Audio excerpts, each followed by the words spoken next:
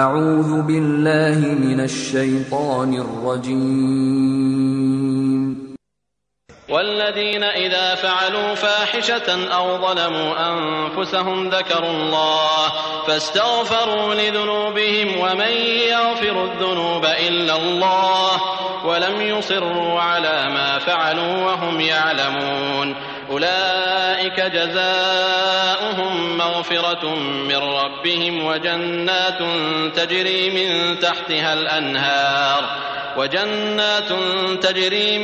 تحتها الأنهار خالدين فيها ونعم أجر العاملين. ونعوذ بالله من شرور أنفسنا ومن سيئات أعمالنا من يهده الله فلا مضل له ومن يضلل فلا هادي له وأشهد أن لا إله إلا الله وحده لا شريك له وأشهد أن محمدا عبده ورسوله. أما بعد فإن خير الحديث كتاب الله وخير الهدي هدي محمد صلى الله عليه وسلم وشر الأمور محدثاتها وكل محدثة بدعة وكل بدعة ضلالة وكل ضلالة في النار. رب اشرح لي صدري ويسر لي امري واحلل عقدة من لساني يفقهوا قولي. رب اعوذ بك من همزات الشياطين واعوذ بك رب ان يحضرون. اعوذ بالله السميع العليم من الشيطان الرجيم. والذين اذا فعلوا فاحشة او ظلموا انفسهم ذكروا الله فاستغفروا لذنوبهم ومن يغفر الذنوب الا الله ولم يصروا على ما فعلوا وهم يعلمون. أولئك جزاؤهم مغفرة من ربهم وجنات تجري من تحتها الأنهار خالدين فيها ونعم أجر العاملين. سورۃ آل عمران آیت نمبر 135 اور 136 میں اللہ رب العزت نے ارشاد فرمایا ہے والذین اذا فعلوا فاحشة، وہ لوگ جو کسی فحاشی کا ارتکاب کر بیٹھیں، کسی برے کام کا ارتکاب کر بیٹھیں، او ظلموا انفسہم، یا اپنے آپ پر اپنے نفسوں پر ظلم کر بیٹھیں، ذکروا اللہ، وہ اللہ کا ذکر کرتے ہیں، فاستغفروا لذنوبہم، اور اپنے گناہوں کی اللہ سے معافی مانگتے ہیں، ومن یغفر الذنوب الا اللہ، اور اللہ کے سوا کون ہے جو گناہوں کی بخشش کرے، جو گناہوں کو معاف کرے، وَلَمْ يُصِرُّوا عَلَى مَا فَعَلُوا وَهُمْ يَعْلَمُونَ، اور جو کچھ وہ کر بیٹھے، جو گناہ ان سے سرزد ہو جائے وہ اس پر اصرار نہیں کرتے، تکرار نہیں کرتے، اس گناہ کو بار بار نہیں دہراتے، وَهُمْ يَعْلَمُونَ، اور وہ جانتے ہیں. أُولَئِكَ جَزَاؤُهُمْ، وہی لوگ ہیں جن کی جزا ہے مغفرت من ربہم و جنات، اللہ کی طرف سے مغفرت اور جنتیں، تجری من تحتها الانہار خالدین فیہا، جن کے نیچے نہریں بہہ رہی ہیں اور وہ لوگ اس میں ہمیشہ رہیں گے. ونعم اجر العاملین، اور عمل کرنے والے، اچھا عمل کرنے والے لوگوں کے لیے بہت ہی اچھا اجر ہے. قرآن کریم میں صرف اسی ایک مقام پر نہیں بلکہ قرآن کریم کے متعدد مقامات پر اللہ رب العزت نے ہمیں یہ بتایا ہے کہ اے میرے بندو، اگر کبھی غلطی سے گناہ ہو جائے، انسان چونکہ غلطیوں کا، گناہوں کا، خطاؤں کا پتلا ہے، اگر کبھی غلطی سے گناہ ہو ہی جائے تو اس کا معنی یہ نہیں ہے کہ گناہ ہو گئے اور مایوس ہو کر بیٹھ گئے کہ بہت سارے گناہ ہو گئے ہیں، اب معاف کیسے ہوں گے. اللہ رب العزت نے فرمایا کہ میرے بندے گناہ تو کر بیٹھتے ہیں لیکن گناہ پر اصرار نہیں ہوتا، گناہ پر مصر نہیں ہو جاتے کہ اب ہو گیا ہے، ایک مرتبہ ہو گیا ہے تو کرتے ہی چلے جائیں گے، بلکہ گناہ کرتے ہیں، توبہ کرتے ہیں، گناہ کرتے ہیں، اللہ سے بخشش طلب کرتے ہیں. وَمَن يَغْفِرُ الذُّنُوبَ إِلَّا اللَّهُ، اللہ کے سوا کون ہے جو گناہوں کو معاف کرے، وہی تو گناہ معاف کرنے والا ہے، وہ اس سے اپنے گناہوں کی معافی مانگتے رہتے ہیں. نتیجہ یہ ہوتا ہے کہ گناہ ہوتا ہے، معافی مانگ لیتے ہیں، اللہ معاف کر دیتا ہے، پھر گناہ ہوتا ہے معافی مانگتے ہیں اللہ تعالیٰ پھر معاف کر دیتا ہے۔ حضرت علی رضی اللہ عنہ سے کسی نے پوچھا آدمی گناہ کرتا ہے تو انہوں نے کہا کہ اس کے بعد پھر توبہ کر لے۔ وہ سائل کہتا ہے کہ وہ پھر گناہ کرتا ہے، حضرت علی کہتے ہیں پھر توبہ کر لے۔ سائل نے کہا کہ پھر گناہ کرتا ہے، فرمایا پھر توبہ کر لے۔ سائل بھی آخری حد تک جا کے رکنے والا تھا، کہا کہ وہ پھر گناہ کیے چلا جاتا ہے، کب تک توبہ کرے؟ تو حضرت علی رضی اللہ عنہ فرماتے ہیں جب تک شیطان ذلیل و خوار نہ ہو جائے۔ شیطان ذلیل و خوار، اس نے ایک گناہ کیا اور توبہ نہیں کی۔ یہ بندہ بار بار گناہ کرے گا، بار بار توبہ کرے گا، ذلیل ہوتا رہے گا۔ کون؟ شیطان۔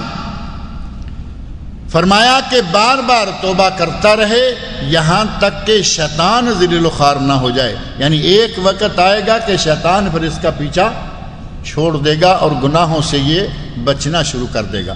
اللہ رب العزت نے ہمیں بار بار قرآن کریم میں اس بات کی طرف توجہ دلائی اور فرمایا کہ بڑے بڑے گناہ کفر ہے، شرک ہے، اسی طرح انبیاء کا قتل ہے۔ کفر بھی اللہ معاف کرتا ہے، شرک بھی اللہ معاف کرتا ہے۔ اور وہ عیسائی جنہوں نے کہا ان اللہ ثالث ثلاثہ، اللہ تین میں سے ایک ہے، اقانی میں ثلاثہ یا تثلیث جو عیسائیوں کا عقیدہ ہے، اللہ بھی ان کا معبود، عیسیٰ علیہ السلام بھی ان کے معبود اور مریم علیہ السلام بھی ان کے معبود۔ وہ کہتے ہیں اللہ ثالث ثلاثہ، تین میں سے ایک ہے۔ اس عقیدہ کے رکھنے والوں کو بھی اللہ نے کہا کہ اگر مجھ سے معافی مانگے تو میں ان کو معاف کرتا ہوں۔ تین میں سے تین ماننے والے، انبیاء کرام کو قتل کرنے والے، اللہ کے ساتھ برابر میں کسی کو شریک ٹھہرانے والے اور کفر کرنے والے، اللہ کا انکار کرنے والے، اللہ نے فرمایا اگر کبھی یہ بھی توبہ کر لیں تو میں تو ان کو بھی معاف کر دیتا ہوں۔ سورۃ المائدہ میں آیت نمبر 74 میں اللہ رب العزت نے ارشاد فرمایا افلا یتوبون الی اللہ ویستغفرونہ واللہ غفور الرحیم، یہ توبہ کیوں نہیں کرتے؟ مان لیا کفر ہو گیا، مان لیا شرک ہو گیا، مان لیا کہ اللہ کے ساتھ انہوں نے مریم عیسیٰ علیہ السلام کو بھی معبود مان لیا، لیکن اب توبہ کیوں نہیں کرتے؟ افلا یتوبون الی اللہ، اللہ کی طرف تائب کیوں نہیں ہو جاتے، اللہ کی طرف رجوع کیوں نہیں کرتے، وَيَسْتَغْفِرُونَهُ، اور اس سے مغفرت طلب کیوں نہیں کرتے، معافی کیوں نہیں مانگتے؟ اور ساتھ ہی فرمایا واللہ غفور الرحیم، اللہ بخشنے والا رحم کرنے والا۔ قرآن کریم میں اللہ رب العزت نے جا بجا اس بات کو ذکر فرمایا کہ اگر گناہ ہو جائے تو توبہ کر لو، گناہ ہو جائے تو توبہ کر لو۔ اگر کوئی کہے کہ میرے تو گناہ ہی اب اتنے ہو گئے ہیں کہ اب توبہ وغیرہ کا کھاتا ختم ہو گیا، تو اس شخص کا اللہ کی ذات کے بارے میں حسن ظن نہیں، یہ اللہ کے بارے میں بد ظنی ہے کہ اللہ اب اتنے گناہ میرے کیسے معاف کرے گا، کیسے معاف؟ اللہ رب العزت غفور الرحیم ہے، غفار ہے، وہ گناہوں کو معاف کرنے والا ہے، تواب الرحیم ہے، وہ توبہ قبول کرنے والا ہے، رجوع کرنے والوں کو استقبال کرنے والا ہے۔ اس کے بارے میں یہ کہنا کہ وہ اب میرے اتنے گناہ ہو گئے، اللہ رب العزت نے سورہ زمر آیت 53 میں فرمایا لا تقنطوا من رحمت اللہ، اللہ کی رحمت سے کبھی بھی نا امید نہ ہونا۔ گناہ ہو جائے تمہارا رب غفور ہے، رحیم ہے، تواب ہے، کریم ہے، اس کی طرف رجوع کرو، وہ تمہارے گناہوں کو معاف کرے گا۔ اللہ رب العزت نے ہمارے لیے گناہوں سے بچنے کے ذرائع بھی بنائے اور اگر گناہ ہو جائیں تو ان کو معاف کروانے کے بھی ذرائع بنائے۔ ان میں سے سب سے بہترین، سب سے پہلا ذریعہ توبہ الی اللہ کا، توبہ کرو، اللہ رب العزت اس توبہ کے ذریعے گناہوں کو معاف کر دے گا۔ اور پھر بندہ شب و روز گناہ کرے، اللہ شب و روز معاف کرتا ہے۔ حدیث قدسی میں اللہ فرماتا ہے کہ میرے بندے، اے میرے بندے، دن کو گناہ کر، رات کو معافی مانگ، میں تیرے دن کے گناہ معاف کر دوں گا۔ رات کو گناہ کر، دن کو معافی مانگ، میں تیرے رات کے گناہ معاف کر دوں گا۔ صحیح مسلم میں اللہ رب العزت فرماتے ہیں، صحیح مسلم میں حدیث قدسی میں اللہ رب العزت فرماتے ہیں، یا عبادی انکم تخطئون باللیل والنہار، میرے بندو تم دن رات خطائیں گناہ کرتے ہو، وانا اغفر الذنوب جميعا، میں دن کے رات کے سارے گناہوں کو معاف کر سکتا ہوں، فاستغفرونی اغفر لکم، مجھ سے معافی مانگو میں تمہیں معاف کر دوں۔ اب جب کوئی شخص کسی سے کہے کہ بھائی تم سے غلطی ہو گئی تو مجھ سے معافی مانگ لو میں معاف کر دوں گا، کیا اس سے بڑا وسعت ظرفی والا بھی کوئی آدمی ہے؟ غلطی کا پتہ ہے غلطی کی، اور غلطی بھی اللہ کی جناب میں کی، جسے کوئی پوچھنے والا نہیں ہے، اور وہی کہہ رہا ہے کہ مجھ سے معافی مانگو میں تمہیں معاف کر دوں گا۔ نبی اکرم صلی اللہ علیہ وسلم نے اللہ رب العزت کا یہ ارشاد ہمیں بتایا کہ وہ دن رات کے گناہوں کو دن رات معاف کرتا رہتا ہے۔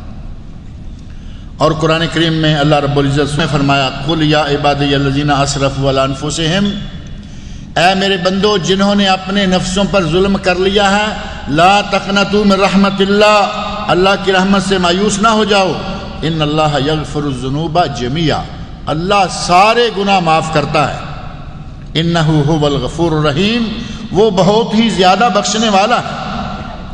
یہ سورہ زمر کی آیت 53 ہے، جبکہ سورۃ نساء آیت 110 میں اللہ نے فرمایا، وَمَن يَعْمَلْ سُوءًا أَوْ يَظْلِمْ نَفْسَهُ، جو برائی کرے یا کہ اپنے آپ پر ظلم کر لے، ثم يستغفر اللہ، پھر اللہ سے مغفرت طلب کرے، معافی طلب کرے، یجد اللہ غفور الرحیم، تو وہ اپنے رب کو بخشنے والا رحم کرنے والا پائے گا۔ تو گویا اللہ رب العزت نے بڑے سے بڑا گناہ ہو اس کو معاف کرنے کا، چھوٹے سے چھوٹا گناہ ہو، بار بار گناہ ہو، چاہے کوئی کتنا بھی گناہ کرتا رہے، اللہ رب العزت غفور رحیم ہے۔ حضرت علی رضی اللہ عنہ کے اس قول سے قطع نظر نبی اکرم صلی اللہ علیہ وسلم کے سامنے ایک آدمی آیا، آ کے کہا یا رسول اللہ گناہ ہو جاتا ہے، نبی اکرم صلی اللہ علیہ وسلم ارشاد فرماتے ہیں گناہ ہو جاتا ہے تو معافی مانگ لو، اگر گناہ ہو جاتا ہے تو معافی مانگ لو۔ کہا یا رسول اللہ پھر گناہ ہو گیا، فرمایا پھر معافی مانگ لو، پھر گناہ ہو گیا پھر معافی مانگ لو، 4 مرتبہ مسلسل دہرایا، اور فرمایا کہ اس غفور الرحیم سے معافی مانگنے میں تھکنے والی کیا بات ہے؟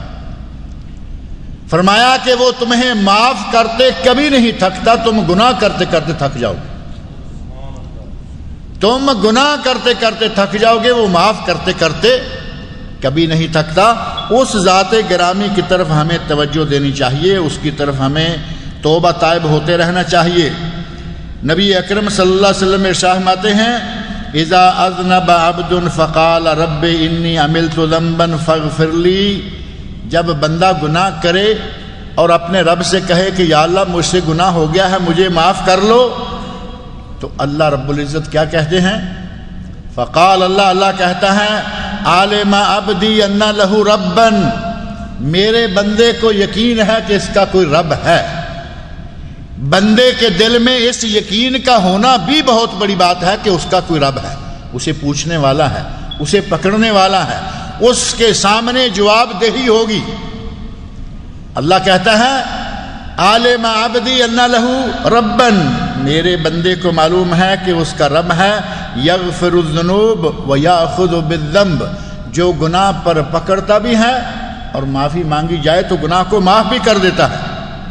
اور ساتھ ہی اللہ فرماتا ہے قد غفرت لعبدی، میں نے اپنے بندے کو معاف کیا۔ پھر بندہ گناہ کرتا ہے، پھر کرتا ہے، 4تھی مرتبہ کرتا ہے، اور پھر اللہ فرماتے ہیں فَلْيَعْمَلْ مَا شَاءَ، اب میرے بندے جو چاہے کرتا رہ، جب تو توبہ کر کے معافی مانگ لیتا ہے تو میں تمہیں معاف کرتا رہوں۔ اللہ اتنا غفور رحیم ہے، اور ہمارے لیے اللہ رب العزت نے گناہوں کو معاف کروانے کے، توبہ طائب ہونے کے بہت سارے راستے، بہت سارے ذریعے۔ اللہ کا احسان دیکھے کہ اگر ہم گناہ کرتے رہیں، معاف کروانے کا کوئی ذریعہ نہ ہوتا تو چھوٹے چھوٹے گناہ بھی کچھ عرصے میں کتنا ڈھیر لگ جاتا۔ اللہ نے ہمیں وہ طریقے بھی بتا دیے، اور ان طریقوں میں سے اگر کوئی وضو کرتا ہے، اب دیکھیں کہ کوئی محنت نہیں، کوئی مشقت نہیں، کوئی بڑا کام نہیں، اگر کسی نے وضو کیا، اچھی طرح سے سنت کے مطابق وضو کیا، مسجد کی طرف روانہ ہوا جمعہ پڑھنے کے لیے، نبی اکرم صلی اللہ علیہ وسلم ارشاد فرماتے ہیں، صحیح مسلم میں حدیث، حضرت ابو ہریرہ رضی اللہ عنہ راوی، گھر سے صحیح طریقے سے وضو کر کے نکلے، مسجد میں آئے، آرام سے بیٹھے، اچھے طریقے سے خطبہ سنے، اللہ رب العزت اس کے پچھلے جمعہ سے اس جمعہ تک کے درمیان کے 8 یا 7 دنوں کے اور 3 دن زیادہ کے، اللہ تعالیٰ اس کے اس ہفتے کے بھی اور 3 دنوں کے زیادہ کے تمام گناہوں کو معاف کر دیتے۔ کام کتنا کیا ہے؟ اپنا ایک فرض ادا کرنے کے لیے آیا، اگر فرض ادا نہ کرے تو معلوم ہے جمعہ ادا نہ کرنے پر 1 جمعہ 2 جمعہ چھوٹ جائے کوئی بات نہیں، اگر 3 جمعے چھوٹ جائے تو کیا ہوتا ہے؟ نبی اکرم صلی اللہ علیہ وسلم کی صحیح حدیث، اگر کسی نے جان بوجھ کر 3 جمعے چھوڑ دیے تو وہ اسلام سے خارج ہو جاتا ہے۔ اپنا فریضہ ادا کرنے کے لیے آدمی مسجد میں آئے، نیت یہ ہو کہ میں جمعہ پڑھنے جا رہا ہوں، اچھی طرح وضو کر کے مسجد میں پہنچ جائے، اللہ رب العزت اس کے 1 ہفتے کے نہیں، اس پر پلس 3 دن اور۔ من جاء بالحسنہ فلہ عشر امثالہا، جو ایک نیکی کرے اسے اللہ 10 گنا ثواب مہیا کرتا ہے۔ اللہ رب العزت نے ہمارے لیے اپنے گناہوں کو بخشانے کے بہت سارے ذریعے بتا دیے ہیں، جن کے ذریعے اللہ ہمارے گناہ بھی بخشتا ہے، ہمارے درجات بھی بلند کرتا ہے اور ہمارے گناہوں کو بھی کم کرتا ہے۔ ان میں سے طہارت ہے، وضو ہے، روزے ہیں، صدقات ہے، زکوٰۃ ہے، حج ہے، اور اسی طرح دیگر افعال، جن میں سے ہی ایک عظیم فعل یا عظیم عمل جہاد فی سبیل اللہ بھی ہے۔ اللہ ان کے ذریعے بندوں کے گناہوں کو معاف کرتا رہتا ہے۔ اسی طرح 5 نمازیں گناہوں کے کفارے ہیں۔ نبی اکرم صلی اللہ علیہ وسلم ارشاد فرماتے ہیں کہ اگر کسی کے گھر کے سامنے پانی کی نہر بہہ رہی ہو اور وہ اس میں 5 مرتبہ غسل کرے تو کیا اس کے جسم پر کوئی میل کچا رہ جائے گا؟ صحابہ نے کہا نہیں۔ فرمایا کذالک مثل الصلوات الخمس یمحو اللہ بہن الخطایا، یہی ہے 5 نمازوں کی مثال، اللہ ان کے ذریعے بندے کے گناہوں کو مٹاتا رہتا ہے۔ بندہ گناہوں سے شام تک، رات تک 5 نمازیں پڑھنے کے بعد گناہوں سے پاک ہو جاتا ہے۔ نمازیں، وضو، یہ سارے کے سارے 5 نمازیں، جمعہ سے جمعہ، عمرہ سے عمرہ، عمرہ سے لے کر عمرہ، اللہ رب العزت ایک عمرہ کر کے آنے کے بعد 6 مہینے کے بعد، سال کے بعد اللہ کسی کو موقع دیتا ہے، دوسرا عمرہ کرتا ہے۔ نبی اکرم صلی اللہ علیہ وسلم ارشاد فرماتے ہیں درمیان والے سارے گناہوں کو اللہ تعالیٰ معاف کر دیتا ہے۔ عمرہ الی العمرہ کفارۃ لما بینہما، 5 نمازیں درمیان کی گناہوں کی کفارے، عمرے کے درمیان کے گناہوں کا کفارہ، والحج المبرور لیس لہ جزاء الا الجنہ، اور حج مبرور کر لیا تو اس کی تو جزا جنت کے سوا کم ہے ہی۔ حج صحیح معنوں میں کر لیا، اللہ رب العزت نے اسے جنت میں جگہ عطا فرما دی۔ اسی طرح ہی بہت سارے، غریب کو کھانا کھلانا، بھوکے کو کھانا کھلانا، ننگے کو کپڑا پہنانا، پیاسے کو پانی دینا۔ حدیث قدسی میں نبی اکرم صلی اللہ علیہ وسلم فرماتے ہیں کہ اللہ نے فرمایا، پچھلے جمعہ میں بات آئی نا، اللہ نے فرمایا میرے بندے میں بیمار ہوا تو نے میری عیادت نہ کی، اگر عیادت کے لیے آتا، بیمار آدمی ہوا، اللہ نے فرمایا میں بیمار ہوا، یعنی میرا بندہ بیمار ہوا، اگر تو اس کے پاس آتا تو مجھے وہاں پاتا۔ میرے بندے نے پانی مانگا، میرے بندہ نے بھوکا ہونے کی شکل میں کھانا مانگا، اگر اسے تو دیتا تو مجھے اس کے ساتھ پاتا، یعنی میں تجھے اجر و ثواب سے بھرپور، جتنا بھی میرے رحمتوں کا تقاضا ہوتا میں تمہیں اجر و ثواب عطا فرماتا۔ کھانا کھلانا، پانی پلانا، اسی طرح غریبوں کے ساتھ احسان کرنا، ذکر کی، مسائل احکام دینیہ کی مجالس میں شرکت کرنا، جیسے آپ لوگ تشریف فرما ہے، جمعہ فرض تھا، مکمل ہوا، کئی لوگ جا چکے ہیں، آپ یہاں تشریف فرما ہیں۔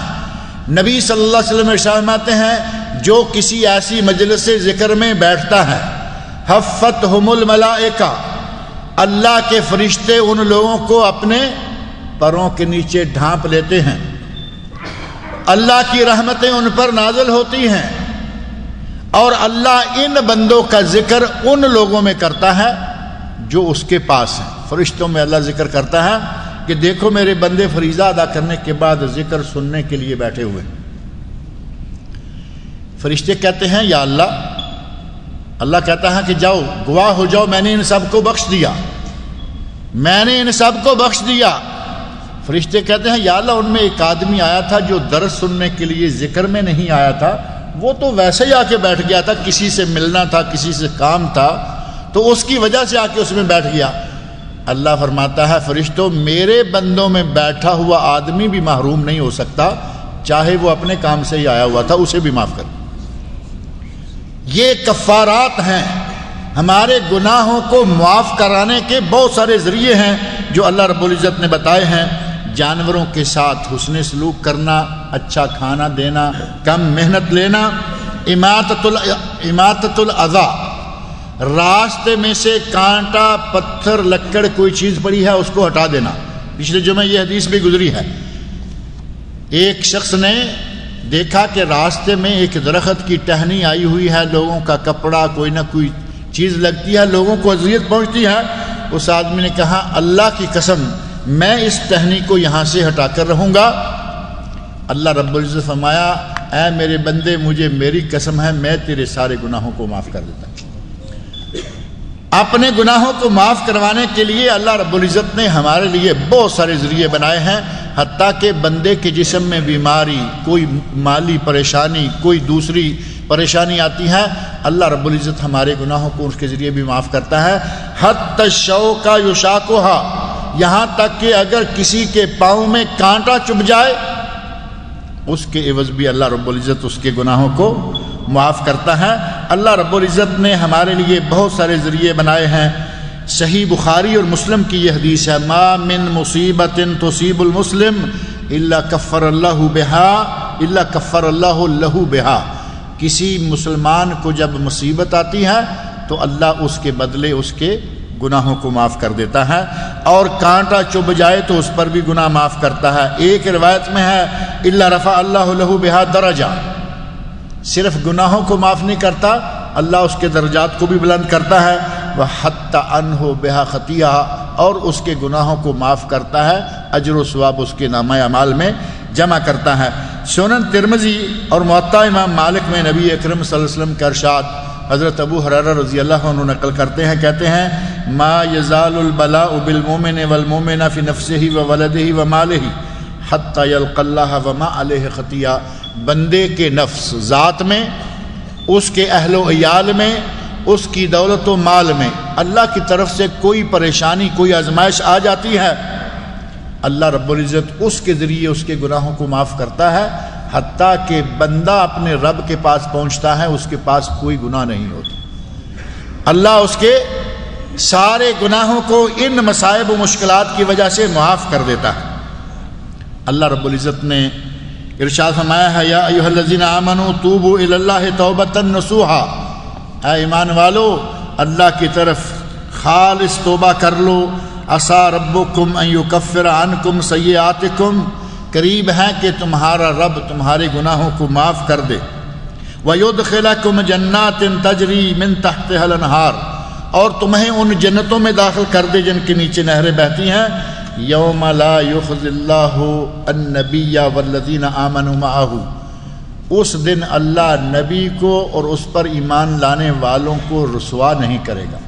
قیامت کے دن اللہ اہل ایمان کو، نیک لوگوں کو رسوا نہیں کرے گا۔ غرض اللہ رب العزت نے بندوں کے لیے گناہوں کی معافی کے بہت سارے ذریعے بتائے ہیں، ان سب میں سے کسی نہ کسی پر ہمیں چاہیے، کبھی صدقہ، کبھی نوافل، کبھی تلاوت قرآن، کبھی ذکر، کبھی کوئی مجلس ذکر، کسی نہ کسی کے ساتھ تعلق رہے تو اللہ رب العزت بندے کے گناہوں کو ساتھ ساتھ ہی معاف کرتا رہتا ہے۔ اور توبہ کرنا، گناہ تو ہو گیا، اب گناہ ہوئے چلے جا رہے ہیں، اللہ نے فرمایا کہ یہ بھی نہ ہو کہ توبہ اس وقت تک ٹالتے رہو جب تک کہ تمہیں موت نہ آ جائے، موت آ گئی تو توبہ کا معاملہ ختم ہو گیا۔ توبہ کب تک ہے؟ توبہ ہے جب بندہ موت کے غرغرے تک پہنچ جائے. ما لم یغرغر، نبی صلی اللہ علیہ وسلم ارشاد فرماتے ہیں اللہ بندے کی توبہ قبول کرتا رہتا ہے ما لم یغرغر، جب تک کہ اس کے گلے سے گڑگڑ گڑگڑ نہ شروع. وہ گڑگڑ کا ایک دن میں یہاں کہہ رہا تھا نا، کسی ہمارے پنجاب کے شاعر نے کہا ہے تیری چلدی چلدی سائیکل نو پی جانی پھڑ اولیا. پھڑ غرغرہ کا ترجمہ بہترین انداز سے کہا کہ یہ تیری سائیکل بڑے مزے سے چل رہی ہے، اسے ایک وقت آئے گا کہ اچانک پھڑ، پتہ نہیں پھڑ کو آپ سمجھ رہی، جب ٹائر جو ہے وہ ٹیڑھا ہو جائے نا تھوڑا تو وہ چلتے ہوئے عجیب وائبریشن کہہ لیں آپ اس کو. پنجابی میں پھڑ، انگلش میں وائبریشن یا لرز، تھر تھراہٹ. کہتا ہے کہ تیری اس چلتی چلتی سائیکل کو اچانک ایک وائبریشن شروع ہو جائے گی، وہ وائبریشن ہے جس کے بعد اللہ توبہ بھی قبول نہیں کرتا. ما لم یغرغر، جب تک کہ یہ وائبریشن شروع نہ ہو جائے. وہ گلے سے ہوتی ہے، آدمی بات کرنا چاہتا ہے بات نہیں نکلتی، سانس اپنی مرضی سے لینا چاہتا ہے وہ نہیں نکل رہا، اندر کا گوشت ڈھیلا آ گیا. جو رات کو خراٹے لیتے ہیں حکیم صاحب، وہ بھی گوشت ڈھیلا ہونے کے نتیجہ میں ہوتا ہے. اس کے لیے دعائیں موجود ہیں. بعض لوگ ڈاکٹر اچھی دعا جانتے ہیں، دعا دیں گے گوشت ٹائٹ ہو جائے گا، سارے جسم کا بھی ٹائٹ ہوگا، گلے کا بھی ٹائٹ ہوگا. وہ جو ہمارے غرغرہ یا خراٹا جس کو کہا جاتا ہے، سوئے ہوئے تندرست و توانا آدمی سویا ہوا ہے، خراٹے آتے ہیں، وہ بھی گوشت کے لٹک جانے کے نتیجہ سے آتے ہیں. جب آدمی میں جسم میں جان ختم ہو رہی ہے، جان ٹوٹ رہی ہے، سانسیں ٹوٹ رہی ہیں، گلے کا گوشت ڈھیلا ہو کے اس میں سے جب سانس اندر باہر چل تو رہی ہے لیکن اس گوشت میں پھنس پھنس کے نکل رہی ہے، یہ ہے غرغرہ. نبی اکرم صلی اللہ علیہ وسلم فرماتے ہیں جب تک غرغرہ شروع نہ ہو جائے اللہ توبہ قبول کرتا رہتا ہے. اور توبہ قبول کرنے کا دوسرا وقت غرغرہ ہے ایک آدمی کے لیے، اور مجموعی طور پر حتی تطلع الشمس من مغربها، جب تک سورج مغرب سے طلوع نہیں ہو جائے گا تب تک اللہ بندوں کی توبہ قبول کرتا رہے گا. اللہ رب العزت مجھے اور آپ سب لوگوں کو اس بات کی توفیق عطا فرمائے کہ ہم کم سے کم گناہ کریں، اور ہم سے جو گناہ ہو جائیں ہمیں اللہ اس پر توبہ کی توفیق عطا فرمائے. ہمیں اللہ رب العزت گناہ پر اصرار کرنے سے محفوظ رکھے. اللہ تعالیٰ مجھے اور آپ سب لوگوں کو نیک عمل کی توفیق عطا فرمائے.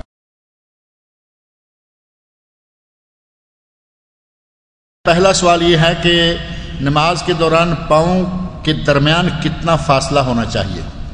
یہاں میرا خیال ہے ایک دن میں نے عرض کیا تھا کہ ساتھ والے کے ساتھ پاؤں ملائیں نا، یہ آدمی ساتھ کھڑا ہے، آپ نے ایسے پاؤں ملایا تو آگے کھینچ لیتا ہے، آپ تھوڑا اور کرتے ہیں پھر اور آگے کھینچ لیتا ہے. اب آخر یہ جو نمازی ہے پاؤں ملانے والا، اس کی بھی تو کوئی حد ہے نا. اب یہ نہیں کہ اپنے پاؤں اتنے چوڑے کرے کہ پھر عجیب بے ہنگم قسم کی شکل بن جائے. اپنے جسم کے حساب سے اپنی چادر دیکھ کر ہی پاؤں پھیلائیں. چادر کتنی ہے؟ یہ کندھے ہے نا زیادہ سے زیادہ. پاؤں کے باہر کا حصہ اپنے کندھے کے باہر تک نہ نکلے، اس کے اندر بلکہ پاؤں کے درمیان تھوڑی سی جگہ، بہت زیادہ جگہ کھلی چھوڑنا جو ہے وہ بھی صحیح نہیں ہے. حتیٰ کہ اگر کوئی پاؤں کو پاؤں کے بالکل قریب رکھ لیتا ہے تو کوئی حرج نہیں. لیکن چونکہ جب پاؤں سے پاؤں ملانا، نمازی کا پاؤں سے پاؤں ملا کے کھڑے ہونا، کندھے سے کندھا ملا کے کھڑے ہونا نبی اکرم صلی اللہ علیہ وسلم کا حکم ہے، تو اس کا معنی یہ کہ زیادہ سے زیادہ آدمی اتنا پاؤں ملائے کہ اس کے کندھوں سے باہر اس کے پاؤں یا ٹانگیں نہ نکلنے پائیں، یہ ضروری ہے. اب اگر ایک آدمی آپ کے پاؤں کے ساتھ پاؤں ملانا پسند نہیں کرتا، آپ کو چھوت سمجھتا ہے، اچھوت ہے نا، کوئی ہندوستان میں ایک قوم ہے اچھوتوں کی، وہ کہتے ہیں کہ برتن کو ہاتھ لگ گیا تو برتن پلید، گھر میں داخل ہو گیا تو گھر پلید، فلاں ہو گیا تو فلاں پلید. یہ پلیدی پاکی ہمارے مسلمانوں میں بھی رہی ہے. اب تو الحمدللہ زور ٹوٹ گیا. کبھی وقت تھا کہ ایک آدمی مسجد میں آ جاتا تو مسجد کو دھوتے، کہتے کہ یہ وہابی مسجد میں آ گیا ہے، مسجد ناپاک ہو گئی. اب یہی کچھ تکلیف آج تک بھی کچھ لوگوں کو ہے. پاؤں سے پاؤں آپ ملا رہے ہیں سنت رسول سمجھ کر، وہ کھینچ لیتا ہے کہ یہ جو پاؤں ملا رہا ہے شاید وہابی ہوگا. آج تک بھی وہ بیماری ابھی کچھ ہے لیکن بہت تھوڑی ہے. لیکن نہیں ملاتا تو نہ ملائے. آپ کو اپنے کندھوں سے باہر، اپنے پاؤں کا باہر کا حصہ نہیں نکالنا. دعاؤں میں نبی اکرم صلی اللہ علیہ وسلم کی ذات گرامی کا وسیلہ پکڑنے کے سلسلے میں کیا حکم ہے؟ نبی اکرم صلی اللہ علیہ وسلم کے خلفائے راشدین، آپ کے صحابہ اور صحابہ کے تابعین، تبع تابعین، یہ جو وسیلے کا سلسلہ ہے دعاؤں میں، یہ سلسلہ کہیں سے ثابت نہیں ہوتا۔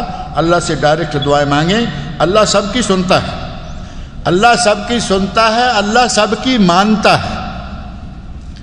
قرآن کریم کی آیت پڑھتے ہوئے اچانک تھوڑی سی توجہ کریں آپ بھی، کسی وقت عجیب سی بات لگتی ہے۔ ابھی کل یا پرسوں قرآن کریم سنتے سنتے، ایسے تلاوت میں سن رہا ہوں اذاعت القرآن ریڈیو سے گاڑی میں، تو وہ واقعہ آ گیا جس میں شیطان اللہ سے کہتا ہے، جب اس نے سجدے سے انکار کیا اللہ رب العزت نے اسے دھتکارا۔ اب شیطان نے کہا کہ یا اللہ مجھے مہلت دے دے کہ میں قیامت تک نہ مروں۔ اللہ سے دعا مانگی، اللہ سے سوال کیا، اللہ نے کہا جاؤ میں نے تجھے مہلت دے دی۔ اللہ تو شیطان کی بھی سنتا ہے، شیطان کی بھی اللہ نے مانی۔ تو ہم تو اللہ کے بندے ہیں، اس کا ذکر کرنے والے ہیں، نمازیں روزہ پڑھنے والے ہیں، ہمیں تو چاہیے کہ اللہ رب العزت کو پکاریں، جو چاہے مانگیں، اللہ دیتا ہے۔ درمیان میں کسی وسیلے، اللہ پر کسی کا زور ہے؟ پہلے یہ بتائیے، اللہ پر کسی کا زور نہیں، اللہ پر کوئی زبردست نہیں، سب اللہ کی مخلوق ہیں، اس کے سامنے سب کم تر ہیں، لہذا کسی کا زور ڈالنے کے لیے اللہ پر پریشر دینے کی کوئی ضرورت نہیں ہے۔ سجدے میں دعائیں کی جاتی ہیں، بتائیے کہ ہر فرض، سنت، نفل، وتر کے سجدوں میں دعائیں کی جا سکتی ہیں، عربی کے علاوہ اردو میں بھی کی جا سکتی ہیں۔ پہلی بات تو یہ ہے کہ فرض، نفل، سنت، ہر نماز میں، فرض، نفل، سنت، وتر، سب میں اور سب کے سجدوں میں دعائیں مانگی جا سکتی ہیں، کسی میں کوئی فرق نہیں ہے۔ اب آخری حصہ جو ہے کہ کیا اردو میں بھی سب میں مانگی جا سکتی ہیں یا نہیں، تو اس میں اہل علم میں اختلاف ہے۔ بعض نے کہا، بلکہ اکثر علماء نے یہ کہا ہے کہ دعائیں مسنون مانگیں جو قرآن کریم میں یا نبی صلی اللہ علیہ وسلم کی احادیث میں ثابت ہیں، وہ مسنون دعائیں مانگیں تو کوئی حرج نہیں۔ لیکن اگر کوئی غیر مسنون دعا مانگنی ہے تو پھر وہ دعا جو ہے وہ سجدے میں نہیں، بعد میں مانگیں، ہاتھ اٹھائیں، جیسے آپ کا جی چاہ رہا ہے کہ میرے پاس قرآن کریم سے ثابت شدہ کوئی دعا نہیں ہے، نبی اکرم صلی اللہ علیہ وسلم کی احادیث سے ثابت شدہ دعا نہیں ہے، ٹھیک ہے، ہاتھ اٹھائیے، دعا مانگیے، چاہے جتنی لمبی مانگیے۔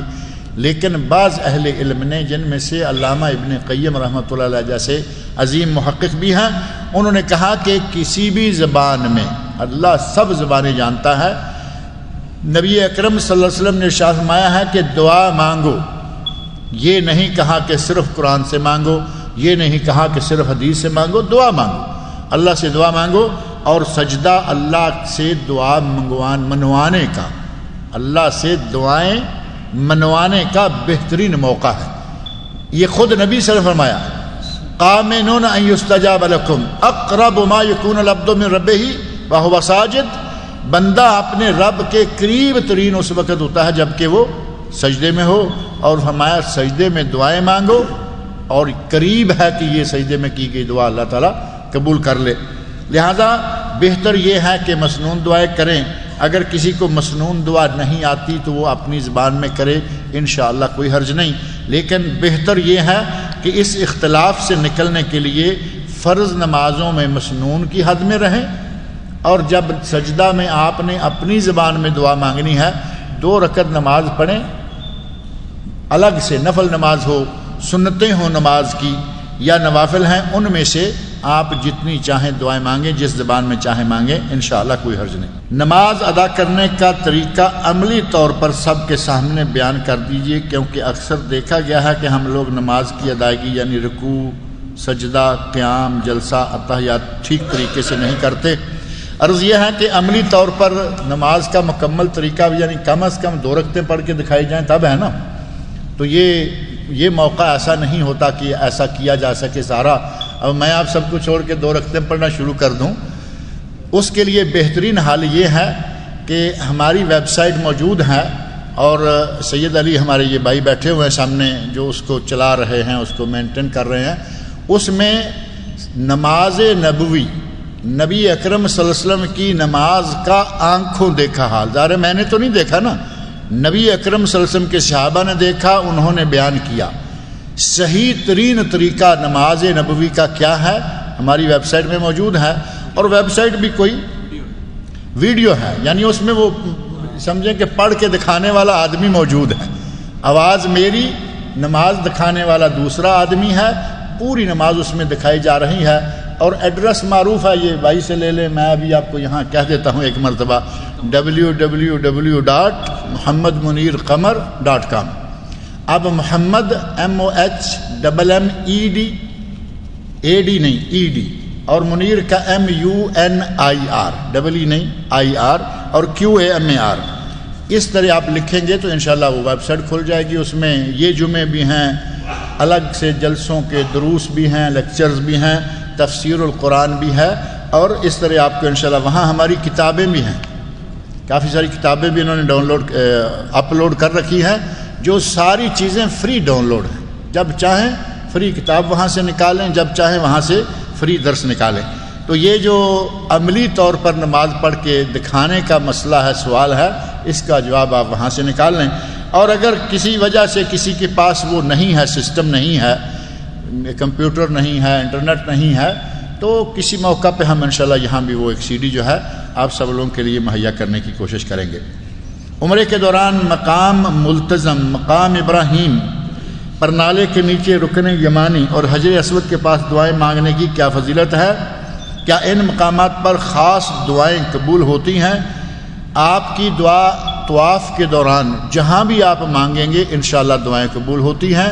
ان میں سے اگر آپ ملتزم کے ساتھ جہاں باب کعبہ اور حجر اسود اور کعبے کا دروازہ، اس کے درمیان جو جگہ ہے اس کا نام ہے ملتزم، وہاں پورے کعبہ شریف کے ساتھ پاؤں سے لے کے سر تک چمٹ جائیں. ملتزم کا معنی ہی چمٹنے کی جگہ ہے، وہاں چمٹ جائیں بیت اللہ سے اور اللہ سے رو رو کے دعائیں مانگیں، یہ بھی قبولیت کی جگہ ہے. اسی طرح مقام ابراہیم 2 رکعتیں نماز پڑھیں. اب یہ نہیں کہ مقام ابراہیم پہ نظر جما کے وہاں دعا مانگیں، وہ نہیں. 2 رکعتیں جو طواف سے فارغ ہو کر ہیں وہ مقام ابراہیم کو سامنے رکھیں، بیت اللہ آگے آپ کے سامنے ہے، 2 رکعت نماز پڑھیں، اس کے سجدوں میں دعائیں مانگیں، اسلام پھیرنے کے بعد دعائیں مانگیں، یہ بھی قبولیت کی جگہ ہے.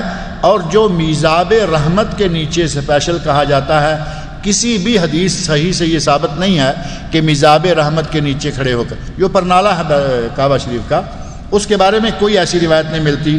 کئی لوگ اس کے لیے بہت ساری روایتیں گھڑے بیٹھے ہوئے ہیں، لیکن وہ ساری خود ساختہ قسم کی روایتیں ہیں. بیت اللہ کا حصہ ہے، خانہ کعبہ کا حصہ ہے، اس اعتبار سے ٹھیک ہے، لیکن پرنالے کے حوالے سے کوئی صحیح حدیث ایسی نہیں ہے. خواجہ سرا ہمارے معاشرے کا حصہ ہیں، جبکہ ان کے ساتھ معاشرے میں اچھا سلوک نہیں کیا جا سکتا. آپ کے دل میں کیا پھولے اٹھ رہے ہیں میرے بھائی؟ ان کے ساتھ اچھا سلوک نہیں کیا جاتا، اس کی کچھ وجوہات ہیں.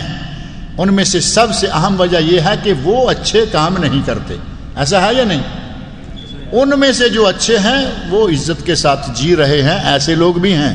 کئی لوگوں کے بارے میں یہ معلومات ملتی ہیں کہ اپنے گھروں میں ماں باپ بہنوں بھائیوں کے ساتھ وہ زندگی بالکل نارمل انسان کی طرح زندگی گزارتے ہیں، صرف یہ کہ وہ چونکہ تھرڈ ورلڈ ہے اس لیے وہ شادی نہیں کرتے، مسئلہ تو یہاں کے رک گیا.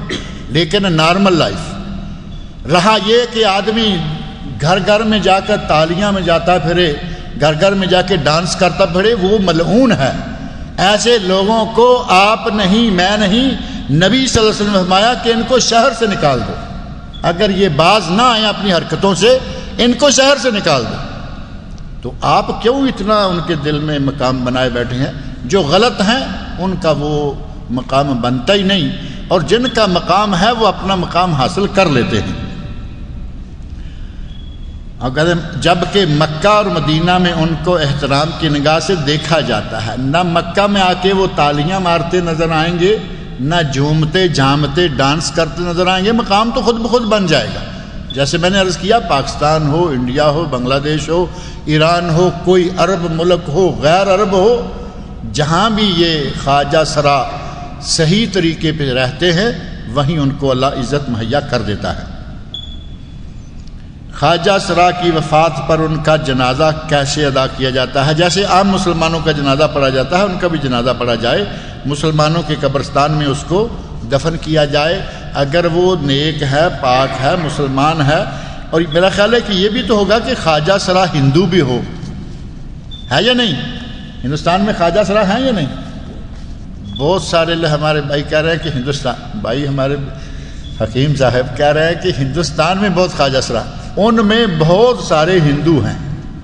اب ہندو کا جنازہ مسلمانوں کے قبرستان میں دفن ظاہر نہیں، جو مسلمان ہے اس کا جنازہ بھی ہے، جو مسلمان ہے اس کو مسلمانوں کی قبرستان میں دفن بھی کیا جائے گا۔ وضو کرتے وقت گناہ جب گرتے ہیں تو اس وقت اگر کسی کو نظر آ جائیں تو کیا کریں؟ یہ وہ چیز نہیں ہے جو نظر آتی ہے۔ ہمارے بعض لوگوں نے یہ لکھا ہے، یہ بیچارے معذور ہیں سوال کرنے میں، کئی لوگوں نے لکھا کہ ساتھ ایک آدمی وضو کر رہا تھا اور ہمارے حضرت اس کے گناہوں کو گرتا ہوا دیکھ رہے تھے۔ حضرت کی نظر پتہ نہیں وہ کہاں سے آ گئی، یہ وہی نظر ہے جو کہتے ہیں کہ ادھر سلام پھیرا تو یہ سارے حافظ قرآن ہو گئے۔ یہ وہ نظر نبیوں سے بھی آگے گزری ہوئی پتہ نہیں کیسے لے آتے ہیں۔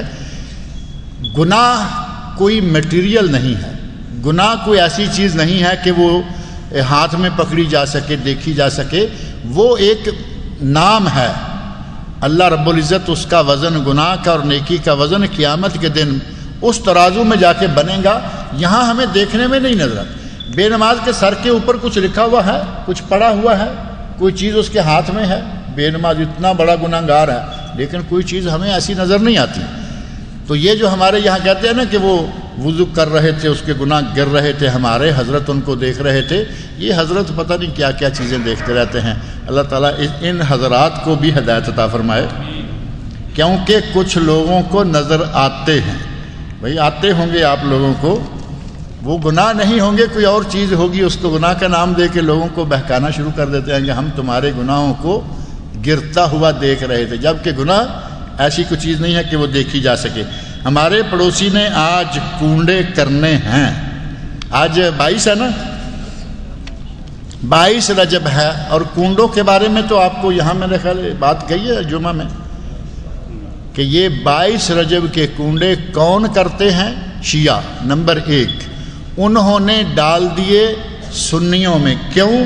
کہا کہ امام جعفر صادق کا یوم میلاد ہے، پوری تاریخ شاہد ہے کہ امام جعفر صادق آج کے دن پیدا نہیں ہوئے، نہ آج کے دن ان کی شادی ہوئی، نہ آج کے دن ان کی وفات ہوئی۔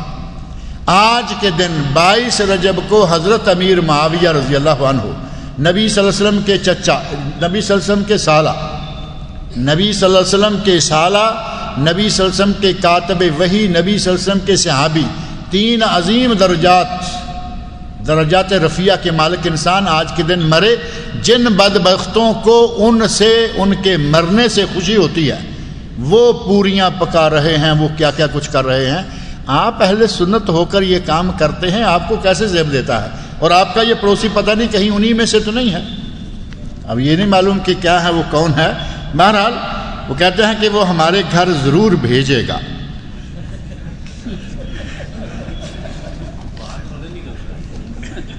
اللہ کے نبی نے فرمایا تھا کہ بلکہ ایک عام معروف سا قاعدہ ہے کہ گھر خریدو، گھر خریدنے سے پہلے پڑوسی دیکھو۔ اور بعض اہل علم نے، شیخ محمد صالح المنجد حفظہ اللہ، یہاں مسجد عمر بن عبدالعزیز اقربیہ میں وہ واعظ ہیں، خطیب ہیں، بہت بڑے عالم ہیں، ٹیلی ویژنوں سے، سیٹلائٹوں سے، ریڈیو سے ان کے مضامین نشر ہوتے رہتے ہیں، اور ان کی کتابیں بھی کافی ساری ہیں، جن میں سے ایک کتاب ہے گھروں کو بچانے، تباہی سے بچانے کے 40 طریقے۔ ان میں سے ایک وہ لکھتے ہیں کہ یہ کتاب ان قریب انشاءاللہ یہاں سے چھپنے والی ہے، بنگلور توحید پبلیکیشن سے، اس کا اردو حصہ جو ہے وہ ایڈٹ کر کے ہم نے تیار کر دیا ہے، انشاءاللہ ان قریب چھپ کے آ جائے گی۔ اس میں وہ کہتے ہیں کہ گھر خریدنے سے پہلے پڑوسی دیکھو، پڑوسی کون ہے، کیونکہ آپ کو وہاں زندگی گزارنی ہے اور کہیں ایسا نہ ہو۔ پھر ساتھ یہ بھی اشارہ دے دیا کہ اگر کہیں کوئی بدوی ڈیرا ہے، خیمہ ہے، وہ بدو آ جاتے ہیں، کل جاتے ہیں، وہ اس میں اتنی زیادہ ضرورت نہیں ہے۔ جب ارادہ ہو گھر کو فرنش کرنا ہے، اس میں پر 5 7 10 سال کتنا عرصہ رہیں گے، کوشش کریں کہ کوئی ایسا گھر کرائے پر بھی نہ لیں جس میں پڑوسی کنڈے پکانے والے ہوں، یا پڑوسی دوسرے اس طرح کی بدعات کا ارتکاب کرنے والے ہوں۔ ایسے گھر میں رہنا نہیں چاہیے، چھوڑ دینا چاہیے۔ آپ پتہ نہیں کب سے یہ تجربہ رکھتے ہیں کہ وہ ہمارے گھر ضرور بھیجے گا، ایسے تو نہیں نہ ہوتا ہر سال آپ کو یہ تجربہ ہو رہا ہے. ہم کیا کریں؟ لے کر کھا لیں یا لے کر بعد میں پھینک دیں. اب یہ لینا بھی گناہ ہوگا، اور اب وہ رزق ہے اس کو پھینکیں گے وہ بھی اچھا نہیں ہے. تو آپ یہ کیوں نہیں کرتے کہ انہیں آج سمجھائیں، رات کو یہ پکائیں گے، انہیں جا کے ابھی سمجھائیں، انہیں کہیں کہ کیا امیر معاویہ رضی اللہ عنہ کے مرنے پر تمہیں خوشی ہے؟ تو پکاؤ، تاکہ تمہاری اصلیت کا بھی پتہ چل جائے کہ تم کس طرح کے مسلمان ہو، اور کہو کہ ہمارے گھر میں لے کے مت آنا. دو لفظی بات ہے. ہم مروت میں آ کے ہندوؤں کا، ان کی ہولی دیوالی کا کھانا بھی کھاتے ہیں، مروت میں آ کے عیسائیوں کے کرسمس کی مٹھائیاں بھی کھاتے ہیں. یہ مروت نہیں، یہ مداحنت ہے، یہ بے دینی ہے. ہمیں اللہ نے قرآن کریم میں صاف طور پر فرمایا کہ غیر اللہ کے نام کی چیزیں، غیر اللہ کے نام کی گئی چیزیں حرام ہیں، ان کا کھانا جائز نہیں ہے. لہذا یہ اتنا مروت کو آگے نہ لے جائیں کہ مروت کرتے جو جائز نجائز الٹا سیدھا ہے سب کھاتے ہی چلے جائیں، کیونکہ نہ لینے کی صورت میں وہ ناراض ہو جائے گا. یہ بھی آخر میں لکھا ہوا ہے کہ ہمیں لینا پڑے گا، نہ لینے ناراض ہوتا ہے تو ہوتا رہے. نبی صلی اللہ علیہ وسلم 40 سال تک پورے مکے والوں کی آنکھ کا تارا رہے یا نہیں؟ 40 سال کے بعد کیا ہوا کہ چچا بھی گالیاں بک رہا ہے، دوسرے لوگ بھی گالیاں دے رہے ہیں. ابو لہب نے گالی بکی یا نہیں؟ قرآن میں اللہ نے اس کا جواب دیا. یہ 40 سال کے بعد کیا ہو گیا تھا کہ اچانک نبی صلی اللہ علیہ وسلم کے خلاف زبان درازیاں شروع ہو گئیں؟ صرف یہی ہوا تھا کہ حق کیا ہے وہ بیان کرنا شروع کر دیا. اب آپ اتنا ڈریں گے کہ پڑوسی کہیں ناراض نہ ہو جائے تو پھر پتہ نہیں کیا بنے گا. اتنا بھی گھبرانے والی بات نہیں ہے. جو صحیح ہے پڑوسی کو بھی بتائیں، رشتہ داروں کو بھی بتائیں، دوست و احباب کو بھی بتائیں. زوال کے وقت سے کیا مراد ہے؟ بعض اوقات لوگ ظہر سے اذان سے پہلے مسجد میں نفل وغیرہ پڑھ رہے ہوتے ہیں یا مغرب سے پہلے پڑھ رہے ہوتے ہیں. کیا ایسے اوقات میں نفل پڑھے جا سکتے ہیں؟ بعض لوگ کہتے ہیں کہ عصر اور مغرب کے درمیان نفل نماز نہیں ہوتی. صحیح یہ ہے کہ عصر اور مغرب کے درمیان نفل نماز نہیں ہوتی، لیکن اگر کوئی مسجد میں داخل ہو اور بیٹھنا چاہے تو تحیت المسجد کی 2 رکعتیں وہ اس وقت بھی پڑھ سکتا ہے. یہی معاملہ فجر سے لے کے سورج طلوع ہونے تک بھی ہے. جہاں تک ظہر کا وقت ہے، ظہر کے وقت سے تھوڑا پہلے جو زوال کا وقت ہے اس میں نفل نہیں پڑھنے چاہیے. یہ صحیح بات ہے.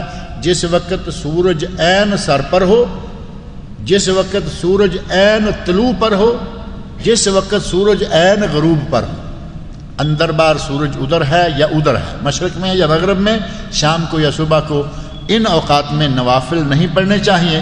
اگر کوئی آدمی ایسے وقت میں مسجد میں داخل ہوا کہ وہ عین زوال کا وقت ہے تو زوال کا وقت 2-1 منٹ، صرف 3 منٹ، حد سے حد 5 منٹ، اس کے بعد زوال جو ہے وہ ختم ہو جاتا ہے. اس وقت نہ پڑھے اور تھوڑا سا رک جائے. مسجد میں داخل ہو گیا ہے، آ کے کھڑے کھڑے کوئی اچھی جگہ سے دیکھے کہ قرآن کریم صاف ستھرا کون سا ہے، کہیں گرد و غبار قرآن کریم پہ پڑی ہے وہ صاف کر دے، ثواب کمائے. اور جیسے ہی ظہر کی اذان ہو اس کے بعد وہ اپنی جو نوافل ہیں یہ جتنے چاہے پڑھے، کوئی حرج نہیں ہے. کیا وطر کی نماز 1 رکعت بھی پڑھ سکتے ہیں؟ کوئی اگر رات کو وطر نہ پڑھ سکے تو دن میں قضا پڑھے جا سکتے ہیں، اور قضا کی صورت کیا ہے؟ نبی صلی اللہ علیہ وسلم سے اگر وطر رہ جاتے، کبھی کبھی آپ کی تہجد کی نماز رہ جاتی تو آپ دن میں ظہر سے پہلے آپ 12 رکعتیں پڑھتے. اگر 11 رہ گئیں، تہجد جو ہے وہ 11 رکھتے ہیں نا، 3 وطر اور 8 رکعت عام. اگر 11 رہ جاتی تو آپ دن کو 12 پڑھتے، 1 رکعت کا اضافہ کرتے.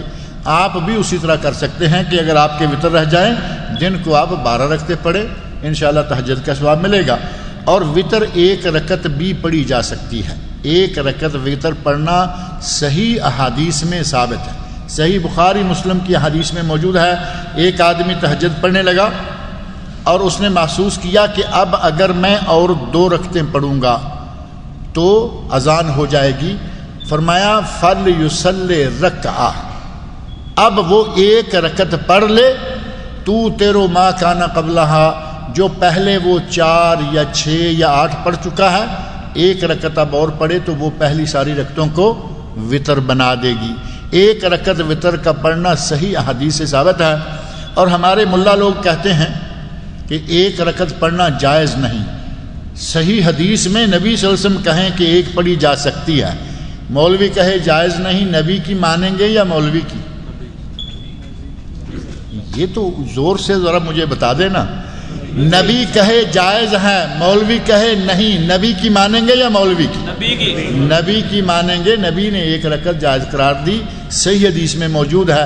اور پھر مولوی حضرات تو پھر اتنا بھی نہیں کہتے کہ نہ پڑھو، چلو مان لیا بھائی، لوگوں کو 3 کی ترغیب دلانے کے لیے کہیں نہ پڑھو، ساتھ ایک اور بڑا غلط سا لفظ استعمال کرتے ہیں، کہیں گے کہ ایک رکعت نماز صلاۃ بطیرہ، یہ دم کٹی نماز ہے۔